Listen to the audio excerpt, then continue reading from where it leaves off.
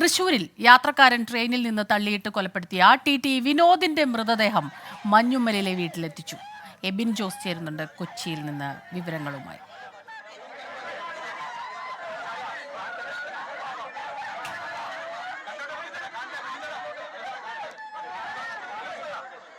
എബിൻ,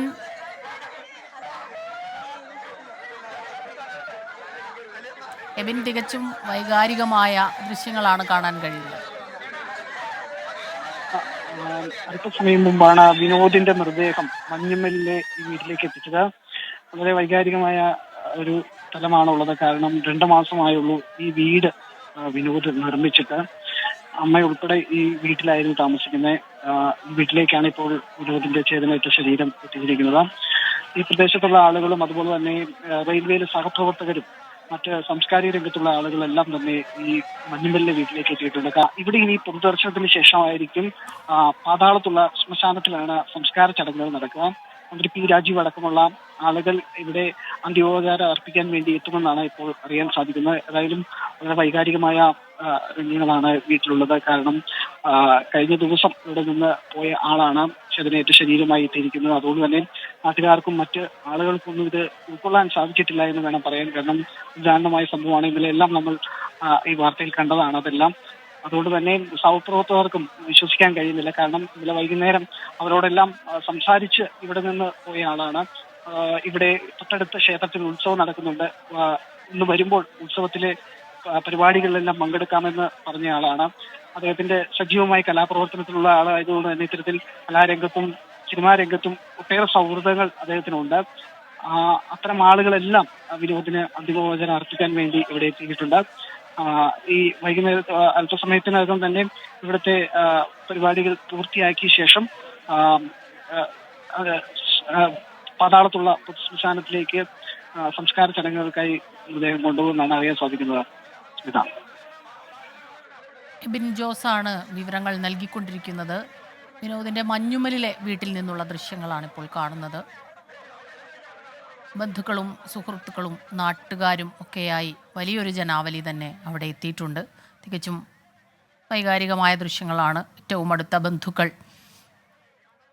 സാധാരണ പോലെ ജോലിക്ക് പോയ ഒരാളാണ്, തിരികെ വീട്ടിലെത്തി മറ്റു കാര്യങ്ങൾ, നാട്ടിലെ അമ്പലത്തിൽ ഉത്സവം, അതിൽ പങ്കെടുക്കണം, അങ്ങനെ ഒരുപാട് പ്രതീക്ഷകൾ ഉണ്ടായിരുന്നയാളാണ്. വളരെ പെട്ടെന്ന് അപ്രതീക്ഷിതമായി ഏറ്റവും ദാരുണമായി ഈ രീതിയിൽ കൊല്ലപ്പെടുന്നതും, അമ്മയുമായി നല്ല അടുപ്പവും സൗഹൃദവും ഒക്കെ ഉണ്ടായിരുന്ന ഒരാൾ.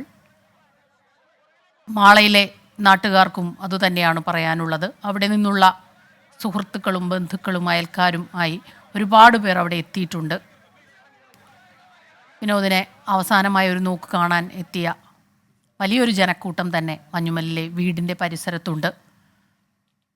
എബിൻ ജോസാണ് കൊച്ചിയിൽ നിന്ന്, മഞ്ഞുമ്മലിലെ വീട്ടിൽ നിന്ന് വിവരങ്ങൾ നൽകിക്കൊണ്ടിരിക്കുന്നത്. അല്പസമയത്തിനകം തന്നെ സംസ്കാര ചടങ്ങുകളിലേക്ക് കടക്കുമെന്നാണ് മനസ്സിലാക്കുന്നത്. എബിൻ നേരത്തെ പറഞ്ഞതുപോലെ തന്നെ സാധാരണ പോലൊരു ദിവസം, സാധാരണ നമ്മളൊക്കെ ജോലിക്ക് പോകുന്നത് പോലെ പോകുന്നു. വന്നിട്ട് ചെയ്യാനുള്ള ഒരുപാട് കാര്യങ്ങൾ, കണക്കുകൂട്ടലുകൾ, പ്രതീക്ഷകൾ, അതോടൊക്കെ പറഞ്ഞ് വിചാരിച്ചു പോയ ഒരാളാണ്. ആ മകനാണ്. ആ മകൻ്റെ ചേതനയറ്റ ശരീരം വീട്ടിലെത്തുമ്പോൾ തീർച്ചയായിട്ടും ആ അമ്മയ്ക്കുണ്ടാകുന്ന ഞെട്ടലും ആധിയും സങ്കടവും ഒക്കെ തന്നെ നമുക്ക് മനസ്സിലാക്കാൻ കഴിയുന്നുണ്ട്. അതുപോലെ തന്നെയാണ് ഏറ്റവും അടുത്ത സുഹൃത്തുക്കൾക്കും ബന്ധുക്കൾക്കും നാട്ടുകാർക്കും ഒക്കെ തന്നെ വലിയൊരു ജനക്കൂട്ടത്തെ നമ്മൾ അവിടെ കാണുന്നുണ്ട്.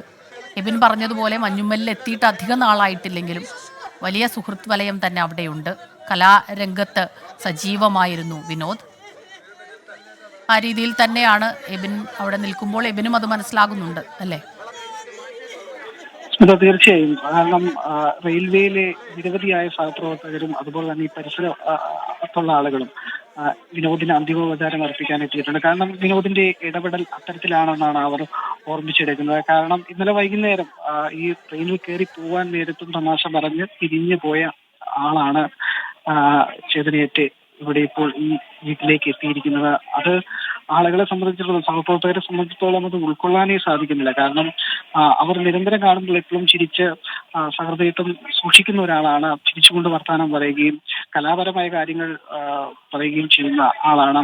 അതിനപ്പുറം ഈ സിനിമ പോലുള്ള സിനിമയിൽ അഭിനയിക്കുകയും അല്ലെങ്കിൽ സിനിമയോടുള്ള കമ്പങ്ങളും എല്ലാം കാത്തു സൂക്ഷിക്കുന്ന ആളാണ്. അതുകൊണ്ട് തന്നെ ആ സഹൃദയത്വം അദ്ദേഹത്തിന്റെ മനസ്സിലുണ്ടായിരുന്നു. ഇതൊന്നും ഇവിടുത്തെ ആളുകൾക്ക് ഇപ്പോൾ ഈ അദ്ദേഹത്തിന്റെ ചേതനേറ്റ ശരീരം എത്തുമ്പോൾ ഉൾക്കൊള്ളാൻ സാധിക്കുന്നില്ല. കാരണം ഇന്നലെ വൈകുന്നേരം ഇവിടെ നിന്ന് പോയ ആളാണ്. അമ്മയാണ് ഈ വീട്ടിലുള്ളത്. ഇന്നലെ വൈകി ഈ വിവരം അറിയുമ്പോൾ പോലും അവിടെ നിരവധി ആളുകൾ എത്തിയിരുന്നു. ആളുകൾക്കെല്ലാം വിശ്വസിക്കാൻ കഴിയാത്ത ഒരു സാഹചര്യമാണുള്ളത്. എന്തായാലും അല്പസമയത്തിനകം തന്നെ അതെ, എബിൻ, അവിടെ നിന്നുള്ള ദൃശ്യങ്ങളൊക്കെ തന്നെ വല്ലാത്ത വേദന ഉണ്ടാക്കുന്നുണ്ട്. ആ അമ്മയുടെ നിലവിളി ഹൃദയഭേദകമാണ്. സൂരജ് സജി കൂടി ചേരുന്നുണ്ട് നമുക്കൊപ്പം ഇപ്പോൾ. സൂരജ്, ഈ പോസ്റ്റ്മോർട്ടം റിപ്പോർട്ടിന്റെ കൂടുതൽ വിവരങ്ങൾ എന്തൊക്കെയാണ്? സ്മിത, ഈ പോസ്റ്റ്മോർട്ടം റിപ്പോർട്ടിന്റെ വിവരങ്ങൾ ഇത്തരത്തിലാണ്. ഇന്നലെ മഹസർ തയ്യാറാക്കിയ സമയത്തെല്ലാം തന്നെ പോലീസ് വ്യക്തമാക്കിയ ഒരു കാര്യമുണ്ട്. രണ്ടാമതൊരു ട്രെയിൻ കൂടി ഇദ്ദേഹത്തിന്റെ ശരീരത്തിലൂടെ, വിനോദിന്റെ ശരീരത്തിലൂടെ കയറി ഇറങ്ങി എന്നുള്ളതാണ് ഇന്നലെ പോലീസ് പ്രാഥമികമായ പരിശോധനയിലെല്ലാം തന്നെ കണ്ടെത്തിയിരുന്നത്. ഇത് സ്ഥിരീകരിക്കുന്ന പോസ്റ്റ്മോർട്ടം റിപ്പോർട്ടാണ് ഇപ്പോൾ പുറത്തു വന്നിരിക്കുന്നത്. മറ്റൊരു ട്രെയിൻ കൂടി ഈ വിനോദിന്റെ ശരീരത്തിലൂടെ കയറിപ്പോയി. അങ്ങനെയാണ് ഈ രണ്ട് കാലുകൾ ഈ മുറിഞ്ഞു പോകുന്ന ഒരു സാഹചര്യത്തിലേക്ക് പോയത്. അതോടൊപ്പം തന്നെ ശരീരഭാഗങ്ങൾ 9 ഭാഗങ്ങളായി മുറിഞ്ഞു എന്നുള്ളതാണ് ഈ പോസ്റ്റ്മോർട്ടം റിപ്പോർട്ടിൽ ചൂണ്ടിക്കാണിക്കുന്നത്. അതോടൊപ്പം തന്നെ തലക്കേറ്റ ആഘാതമാണ് ഈ മരണത്തിലേക്ക് വഴിതെളിച്ചതെന്നും പോസ്റ്റ്മോർട്ടം റിപ്പോർട്ടിൽ ചൂണ്ടിക്കാണിക്കുന്നുണ്ട്. ഇന്നലെ വിനോദ് ഈ ടിക്കറ്റിന്റെ പിഴ ഈടാക്കിയതിനു ശേഷം ഈ ട്രെയിനിന്റെ ഡോറിൽ നിന്ന് യാത്ര ചെയ്യുന്ന സമയത്താണ് പ്രതി രജനീകാന്ത് ഇത്തരത്തിൽ പുറകിൽ നിന്ന് വന്ന് വിനോദിനെ തള്ളിയിടുന്നത്. ആ സമയത്ത് മുഖമിടിച്ചാണ്, അതായത് മുഖത്തിന്റെ ഈ ഇടത്തെ അറ്റം ഇടിച്ചാണ് വീണത് എന്നുള്ളതാണ്, ഇടതുഭാഗമാണ് ഇടിച്ചത് എന്നുള്ളതാണ് പറയുന്നത്. അതോടൊപ്പം തന്നെ ഈ താടിയെല്ലുകളുടെ ഈ ഭാഗമെല്ലാം തന്നെ അറ്റുപോകുന്ന ഒരു നിലയിലേക്ക് പോയി എന്നും പോസ്റ്റ്മോർട്ടം റിപ്പോർട്ടിന്റെ ഭാഗമായിക്കൊണ്ട് തന്നെ ചൂണ്ടിക്കാണിക്കുന്നുണ്ട്. എന്തായാലും തലയ്ക്ക് ഗുരുതരമായ ക്ഷതമാണ് ഏറ്റത്. അതോടൊപ്പം തന്നെ ഈ ശരീരഭാഗങ്ങൾ വലിയ ആഴത്തിലുള്ള മുറിവുകളുണ്ട് എന്നും ചൂണ്ടിക്കാണിക്കുന്നുണ്ട്. എന്തായാലും സംഭവത്തിന്റെ പോസ്റ്റ്മോർട്ടം റിപ്പോർട്ടിന്റെ പ്രാഥമിക വിവരങ്ങൾ മാത്രമാണ് പുറത്തു വന്നത്. എന്തായാലും ഇതിന് ശേഷം തൊട്ടു പിന്നാലെ പ്രതി ഈ സ്ഥലങ്ങളിൽ എത്തിച്ചുകൊണ്ട് തെളിവെടുത്തു. അതായത് ഈ കൊലപാതകം നടന്ന റെയിൽവേ ട്രാക്കിലാണ് ആദ്യം ഈ പ്രതിയെ എത്തിച്ച് തെളിവെടുത്തത്. അവിടെ എത്തി ഒരു 5 മിനിറ്റ് നേരം മാത്രമാണ് അവിടെ ചെലവഴിച്ചത്. പക്ഷേ ഒരു മുഖവ്യത്യാസവും മുഖഭാവവും ഇല്ലാതെ പ്രതി അവിടെ എത്തി എന്താണ് സംഭവിച്ചത് എന്ന് പറഞ്ഞ് ജീപ്പിൽ കയറി തിരിച്ചു പോന്നു. ഇപ്പോൾ നിലവിൽ പോലീസ് സ്റ്റേഷനിലാണുള്ളത്. തൃശൂർ റെയിൽവേ പോലീസിന്റെ കസ്റ്റഡിയിൽ റെയിൽവേ പോലീസ് സ്റ്റേഷനിലാണുള്ളത്. ഞാനിപ്പോൾ നിൽക്കുന്നത് തൃശൂർ മജിസ്ട്രേറ്റ് അഡീഷണൽ മജിസ്ട്രേറ്റ് കോടതിക്ക് സമീപമാണ്. ഇവിടെയാണ് പ്രതിയെ അല്പസമയത്തിനകം എത്തിക്കുക. ഇവിടെ എത്തിച്ച് തുടർ നടപടികളുമായി മുന്നോട്ട് പോകാനാണ് തീരുമാനിച്ചിരിക്കുന്നത്. റിമോട്ട് റിപ്പോർട്ട് അടക്കം തയ്യാറാക്കിക്കൊണ്ട് അല്പസമയത്തിനകം പ്രതിയെ ഇങ്ങോട്ടേക്ക് എത്തിക്കും. ഇന്ന് ഈ പോസ്റ്റ്മോർട്ടത്തിന് ശേഷം ഈ മൃതദേഹം വിട്ടു നൽകുന്ന സമയത്തും അതിവൈകാരികമായ സംഭവമാണ് ഈ പോസ്റ്റ്മോർട്ടം നടന്ന ആശുപത്രിക്ക് മുന്നിൽ പോലും നമ്മൾ കണ്ടത്. കാരണം സഹപ്രവർത്തകരായ ആളുകൾ എല്ലാവരും തന്നെ രാവിലെ മുതൽ അവിടെ തടിച്ചുകൂടിയിരുന്നു. അതോടൊപ്പം തന്നെ ഏറ്റവും എടുത്തു പറയേണ്ടത് ഈ തൃശൂർ റെയിൽവേ സ്റ്റേഷനകത്ത് ഈ ചെറിയ ചായക്കടകളൊക്കെ നടത്തുന്ന ആളുകളുണ്ട്. അവർക്ക് പോലും വലിയ അടുപ്പം വിനോദിനോട് ഉണ്ടായിരുന്നു എന്നാണ് അവരെല്ലാവരും പറയുന്നത്. അവരിന്ന് വിനോദിനെ അവസാനമായി കാണുന്നതിന് വേണ്ടി ഈ പോസ്റ്റ്മോർട്ടം നടന്ന തൃശൂർ മെഡിക്കൽ കോളേജിലേക്ക് പോലും അങ്ങനെ നിരവധി പേരാണ് എത്തിയത്. എല്ലാവരും പറയുന്നത് ഈ സൗമ്യ സ്വഭാവമുള്ള വിനോദിന്റെ വേർപാട് അതെല്ലാവർക്കും താങ്ങാവുന്നതിനും അപ്പുറമാണ് എന്നുള്ളതാണ് ഈ വരുന്ന ഓരോരുത്തർക്കും പറയാനുള്ളത്. സഹപ്രവർത്തകരെല്ലാം ഇന്ന് കണ്ണീരണിഞ്ഞുകൊണ്ടാണ് അവിടെ നിന്ന് മടങ്ങിയത്. എന്തായാലും വലിയ ഒരു വിഷമകരമായ സംഭവമാണ് ഉണ്ടായിരിക്കുന്നത്. അതിന്റെ നടുക്കത്തിൽ തന്നെയാണ് സഹപ്രവർത്തകരെല്ലാവരും ഉള്ളത്. സൂരജ് സജിയാണ് വിവരങ്ങൾ നൽകിക്കൊണ്ടിരിക്കുന്നത്. സൂരജ് നേരത്തെ സൂചിപ്പിച്ചതുപോലെ തന്നെ നമ്മൾ തുടക്കം മുതൽ അത് കാണുന്നതാണ്. ഒരു ട്രെയിനിൽ നിന്ന് തെറിച്ചു വീഴുന്നു, മറ്റൊരു ട്രെയിൻ കൂടി കയറി ഇറങ്ങി എന്നുള്ള രീതിയിൽ അപ്പോൾ തന്നെ സൂചനകൾ വരുന്നു. പിന്നീട് ഇപ്പോൾ ഈ പോസ്റ്റ്മോർട്ടം റിപ്പോർട്ടിൻ്റെ വിവരങ്ങൾ കൂടുതൽ പുറത്തു വരുമ്പോൾ അത് ആ രീതിയിൽ തന്നെ അത് സ്ഥിരീകരിക്കുന്ന രീതിയിലാണോ ഈ പോസ്റ്റ്മോർട്ടം റിപ്പോർട്ട്? ഇന്നലെ മഹസർ തയ്യാറാക്കിയ സമയത്ത് കൃത്യമായ അളവും അതുപോലെ തന്നെ ഈ മൃതദേഹം കിടന്നിരുന്ന അളവും അതുപോലെ തന്നെ ഈ മൃതദേഹത്തിന്റെ പല ഭാഗങ്ങൾ കിടന്നിരുന്ന അളവെല്ലാം കൂടി വെച്ചുകൊണ്ടാണ് ഇത് തയ്യാറാക്കിയിരുന്നത്. അതുപോലെ തന്നെ ആ സമയത്ത് കടന്നുപോയ ട്രെയിനുകളുടെ പട്ടിക ഇതെല്ലാം തന്നെ പോലീസ് ശേഖരിച്ചിരുന്നു. അങ്ങനെയാണ് ഈ 9 ഭാഗങ്ങളായി ശരീരം മുറിഞ്ഞിരുന്നു എന്ന തരത്തിലുള്ള മഹസർ തന്നെ തയ്യാറാക്കി ഈ പോസ്റ്റ്മോർട്ടത്തിന് മുൻപേ തയ്യാറാക്കി ഏൽപ്പിച്ചത്. ആ മഹസർ പ്രകാരമാണ് ഈ പോസ്റ്റ്മോർട്ടം നടപടികളിലേക്ക് പ്രാഥമികമായി കടന്നത്. ആ സമയത്ത് അത് സ്ഥിരീകരിക്കുന്ന പോസ്റ്റ്മോർട്ടം റിപ്പോർട്ടാണ് ഇപ്പോൾ പുറത്തു വന്നിരിക്കുന്നത്. കാരണം ഇന്നലെ ഈ ട്രെയിനിലൂടെ പോകുന്ന സമയത്ത് അതൊരു ലൂപ്പ് ലൈൻ ആണ്, അതായത് 2 പാതകൾ വന്നു ചേരുന്ന ഒരു പ്രധാന ഭാഗം. അവിടെ വച്ചാണ് ഈ വിനോദ് താഴേക്ക് വീഴുന്നത്. അതുകൊണ്ട് തന്നെ അടുത്ത പാളത്തിലേക്കാണ് ഈ വിനോദ് വീഴുന്ന ഒരു സാഹചര്യമുണ്ട്. അതൊരു 100 മീറ്റർ ദൂരം അദ്ദേഹം ഉരുണ്ട് പോയതിന്റെ ലക്ഷണങ്ങൾ ഉണ്ടായിരുന്നു. ആ സമയത്ത് ഈ പോസ്റ്റ്മോർട്ടം റിപ്പോർട്ട് പ്രകാരമാണെങ്കിൽ മുഖത്തിന്റെ ഇടത്തെ വശം ഇടിച്ചാണ് വീഴുന്നത്. ആ സമയത്ത് ഇദ്ദേഹം ഈ കൈ പിടിക്കാൻ ഒരു ശ്രമം നടത്തിയിട്ടുണ്ടാകാം എന്നുള്ളതാണ് നമ്മൾ ഈ പോലീസുമായി എല്ലാം സംസാരിക്കുമ്പോൾ പറയുന്നത്. അങ്ങനെയാണ് മുഖത്തിന്റെ ഒരു ഭാഗം മാത്രം ഇടിച്ച് ഈ പാളത്തിലേക്ക് വീഴുന്നത്. അതിനുശേഷം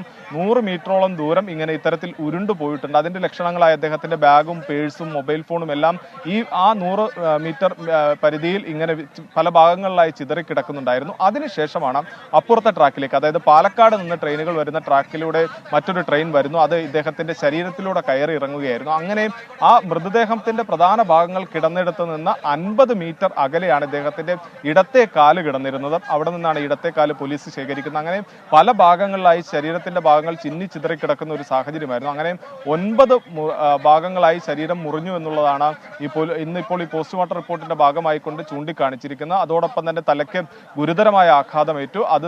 അതെല്ലാമാണ് ഈ മരണത്തിലേക്ക് വഴിതെളിച്ചത്. അതോടൊപ്പം ശരീരത്തിൽ ആഴത്തിലുള്ള മുറിവുകളുണ്ട് എന്നെല്ലാം ചൂണ്ടിക്കാണിച്ചിട്ടുണ്ട്. എന്തായാലും ഒരു ഹൃദയഭേദകമായ വിവരങ്ങളാണ് ഈ പോസ്റ്റ്മോർട്ടം റിപ്പോർട്ട് പുറത്തു വരുമ്പോൾ നമുക്ക് മനസ്സിലാക്കാൻ കഴിയുന്നത്. കാരണം 3 ആഴ്ച മുമ്പാണ് ഇപ്പോൾ ഈ എബിൻ ജോസ് ഒക്കെ നിൽക്കുന്ന മഞ്ഞുമല്ലിലെ വീട് പണിയുന്നത്. അതിനുശേഷം ഏറെ സന്തോഷിച്ച് പണിത വീടാണ്. ആ വീട്ടിൽ താമസിച്ച് കൊതി തീർന്നിട്ടില്ല. അതിനിടയിലാണ് ഔദ്യോഗികമായി ഒരു യാത്ര പുറപ്പെടുന്നത്. അതിനിടയിൽ ഇത്തരം സംഭവങ്ങൾ ഉണ്ടാകുന്നു. മദ്യപിച്ചെത്തിയ ഒരു പ്രതി, അയാൾ ഈ ടിക്കറ്റിനെ തുടർന്ന് നടത്തിയ തർക്കം അത് ജീവൻ നഷ്ടപ്പെടുന്ന നിലയിലേക്ക് മാറുന്നു. അത് വിനോദിന്റെ കുടുംബാംഗങ്ങൾക്ക് മാത്രമല്ല, സഹപ്രവർത്തകർക്കടക്കം താങ്ങാവുന്നതിനും അപ്പുറമാണ്. ഇന്നലെ രാത്രി തുടങ്ങി എല്ലാം നമ്മൾ ഇവരുമായി എല്ലാവരും സംസാരിക്കുന്നുണ്ട്. തൃശ്ശൂരിലുള്ള പല സഹപ്രവർത്തകർ ടി.ടിമാരുണ്ട്. അതോടൊപ്പം തന്നെ ഈ സ്റ്റേഷൻ ഡ്യൂട്ടി ചെയ്യുന്ന ആളുകളുണ്ട്.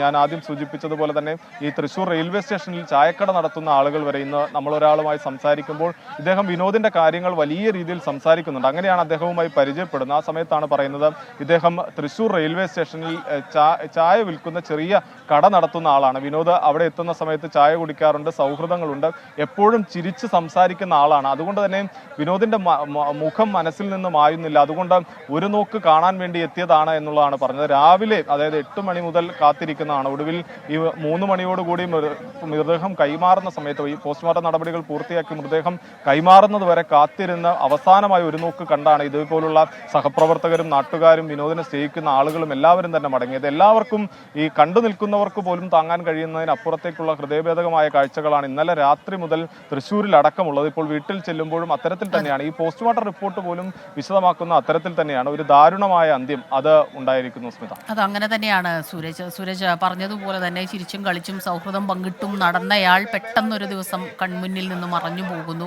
വിശ്വസിക്കാനാവില്ല. വല്ലാത്ത ഞെട്ടലും വേദനയുമാണ്. ആ വേദനയും ഞെട്ടലും ഒക്കെ തന്നെ നമുക്കിപ്പോൾ ഈ ദൃശ്യങ്ങളിൽ നിന്ന് കാണാം. മഞ്ഞുമല്ലിലെ വീട്ടിലെത്തിയവർ എല്ലാവരും തന്നെ കണ്ണു തുടയ്ക്കുന്നുണ്ട്. വല്ലാത്ത വേദനയിലാണ് അവിടെ എത്തുന്നവരെല്ലാവരും തന്നെ. വലിയ തിരക്കുണ്ട് അവിടെ. എബിൻ ജോസ് ചേരുന്നുണ്ട് വിവരങ്ങളുമായി. എബിൻ, ഈ തിരക്ക് നിയന്ത്രിക്കാനാകാത്ത അത്ര ആളുകൾ എത്തിക്കൊണ്ടിരിക്കുന്നു അങ്ങോട്ടേക്കല്ലേ? സ്മിത, അങ്ങനെ തന്നെയാണ്. നിരവധി ആളുകൾ, പ്രത്യേകിച്ച് റെയിൽവേയിലെ ഉന്നത ഉദ്യോഗസ്ഥരടക്കം ഈ മഞ്ഞുമല്ലിലെ വീട്ടിലേക്കാണ് വിനോദിന് അന്തിമോപചാരം അർപ്പിക്കാനായി എത്തിയിട്ടുള്ളത്. അതുപോലെ ഈ പ്രദേശവാസികളായ ആളുകൾ, ബന്ധുക്കൾ, അതുപോലെ വിനോദിനെ അടുത്തറിയാവുന്ന മറ്റാളുകൾ, മറ്റു മേഖലയിലുള്ള ആളുകളെല്ലാം ഈ മഞ്ഞുമല്ലിലെ വീട്ടിലേക്കാണ് എത്തിയിരിക്കുന്നത്. നേരത്തെ സൗത്ത് റെയിൽവേ സ്റ്റേഷനിൽ പൊതുദർശനം തീരുമാനിച്ചെങ്കിലും ഇത് ഏറെ വൈകിയത് കൊണ്ട് തന്നെയാണ് ഈ വീട്ടിലേക്ക് മാറ്റിയത്. അതുകൊണ്ട് തന്നെ ഈ വീട്ടിലേക്കാണ് ഇപ്പോൾ ആളുകൾ എത്തിച്ചേർന്നത്. ഈ നിരവധിയായ ആളുകൾ ഒരു നോക്ക് കാണുവാൻ വേണ്ടിയിട്ട്, വിനോദിന് അന്തിമോപചാരം അർപ്പിക്കുവാൻ വേണ്ടിയിട്ടാണ് എത്തിച്ചേർന്നത്. കാരണം അവിടെയെല്ലാം സഹപ്രവർത്തകരാണ്, ഓരോ തരത്തിൽ ഇടപെട്ടുകൊണ്ടിരിക്കുന്ന ആളുകളാണ്. അപ്പോൾ അതുകൊണ്ട് തന്നെ അവർക്ക് വിനോദിനോടുള്ള അടുപ്പം വളരെ വൈകാരികമാണ്. കാരണം വിനോദ് എല്ലാവരോടും സൗഹൃദം സൂക്ഷിക്കുന്ന ആളാണ്, സഹൃദയത്വമുള്ള ആളാണ്. അതുകൊണ്ട് തന്നെ വിനോദിനെ ഒന്ന് കണ്ട് പോകുവാൻ വേണ്ടിയിട്ടാണ് അവരെത്തിയിരിക്കുന്നത്. കാരണം ദാരുണമായ ഒരു സംഭവമാണ്. കാരണം നേരത്തെ സൂചിപ്പിച്ചതുപോലെ തന്നെ മൃതദേഹം ചിതറിപ്പോയ ഒരു സാഹചര്യമൊക്കെ ഉണ്ട്. അതുകൊണ്ട് തന്നെ അത്രയും വൈകാരികമായ ഒരു സ്ഥലത്ത് നിന്നുകൊണ്ടാണ് ഈ സുഹൃത്തുക്കളെല്ലാം ഇതിനെ കാണുന്നത്. എല്ലാവരും കണ്ണീരോടെയാണ് മടങ്ങുന്നത്, വിനോദിനെ കണ്ട് മടങ്ങി പോകുന്നത്. ഏതായാലും ഈ പൊതുദർശനം, ഈ വീടിനുള്ളിലെ പൊതുദർശനം അല്പസമയം കൂടി ഉണ്ടാകുമെന്നാണ് നമുക്ക് മനസ്സിലാക്കാൻ സാധിക്കുന്നത്. കാരണം മന്ത്രി പി രാജീവ് അടക്കം ഇങ്ങോട്ട് എത്തിച്ചേരുമെന്നാണ് ഇപ്പോൾ നമുക്ക് ലഭിക്കുന്ന വിവരം. അതിനുശേഷമായിരിക്കും സംസ്കാര ചടങ്ങുകൾക്കായിട്ട് ശ്മശാനത്തിലേക്ക് മൃതദേഹം മാറ്റുക. ഏതായാലും ഇപ്പോഴും ആളുകൾ ഈ മഞ്ഞുമല്ലിലെ വീട്ടിലേക്ക് എത്തിക്കൊണ്ടിരിക്കുകയാണ്. സ്മിത, എബിൻ ജോസാണ് വിവരങ്ങളുമായി നമുക്കൊപ്പം ചേർന്നത്. തൃശ്ശൂരിൽ യാത്രക്കാരൻ ട്രെയിനിൽ നിന്ന് തള്ളിയിട്ട് കൊലപ്പെടുത്തിയ ടി വിനോദിന്റെ മൃതദേഹം മഞ്ഞുമല്ലിലെ വീട്ടിലെത്തിച്ചപ്പോഴുള്ള ദൃശ്യങ്ങളാണ് നമ്മൾ കണ്ടുകൊണ്ടിരിക്കുന്നത്. അല്പസമയത്തിനകം മന്ത്രി പി രാജീവ് ഉൾപ്പെടെയുള്ളവർ അങ്ങോട്ട് എത്തുമെന്നാണ് ലഭിക്കുന്ന വിവരം. അതിനുശേഷമാകും സംസ്കാര ചടങ്ങുകളിലേക്കൊക്കെ തന്നെ കടക്കുക.